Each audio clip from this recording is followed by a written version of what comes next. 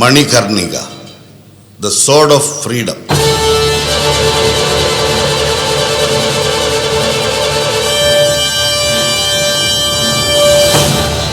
Indian സ്വാതന്ത്ര്യ സമര ചരിത്രത്തിൽ ഒരിക്കലും നിലയ്ക്കാത്ത ഒരു കുളമ്പടി ശബ്ദം.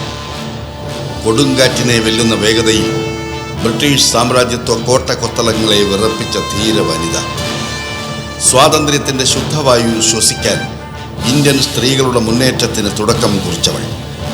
ഇന്ത്യയുടെ ജോൻ ഓഫ് ആർക്ക് എന്ന് ചരിത്രം അടയാളപ്പെടുത്തിയ ഝാൻസി റാണിയുടെ പോരാട്ടമാണ് ഈ നാടകത്തിന്റെ ഇതിവൃത്തം. നിമിഷങ്ങളുടെ വ്യത്യാസത്തിലാണ് നിങ്ങളുടെ ഈ വാൾമുനയിൽ നിന്ന് ഞാൻ രക്ഷപ്പെട്ടു.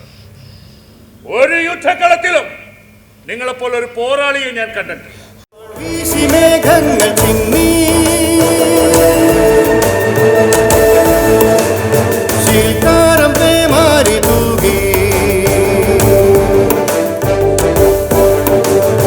അടകൾ മുഴക്കട്ടെ നാദം,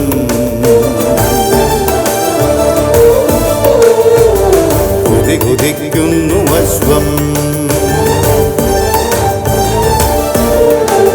വാൾവീശി മേഘങ്ങൾ ചിന്നി, ശീൽക്കാരം പേമാരി തൂകി. അടകൾ മുഴക്കട്ടെ നാദം, കുതികുതിക്കുന്നു അശ്വം. രണപടകധ്വനി ഉയരുമല കടലിൽ തിരയിളകും പോരിൻ വീര്യം.